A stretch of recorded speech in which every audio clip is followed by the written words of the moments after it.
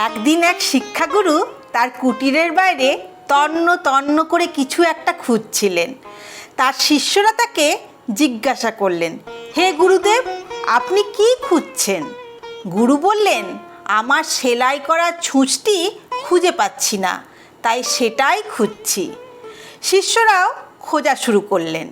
একজন জিজ্ঞাসা করলেন, আপনার মনে আছে শেষ কোথায় ব্যবহার করেছিলেন? আচার্য বললেন, কেন মনে থাকবে না, আমি আমার বিছানায় বসে কিছু সেলাই করছিলাম ওই ছুঁচ দিয়ে, আর তখনই ওটা আমার হাত থেকে পড়ে যায় আর আমি খুঁজে পাইনি। বিস্মিত শিষ্য বললেন, আপনি ঘরে ছুঁচ হারিয়ে বাইরে কেন খুঁজছেন? গুরু বললেন, ঘরের প্রদীপে একটুও তেল ছিল না, অথচ এখানে রাস্তায় কত আলো।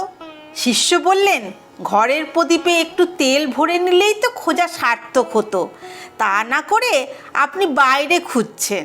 স্মিত হেসে গুরু বললেন, তোমরাও তো তাই করো, তোমাদের হৃদয়ে শিব ভগবান বিরাজ করেন আর তোমরা মন্দির উপাসনালয়ে খুঁজে বেড়াও।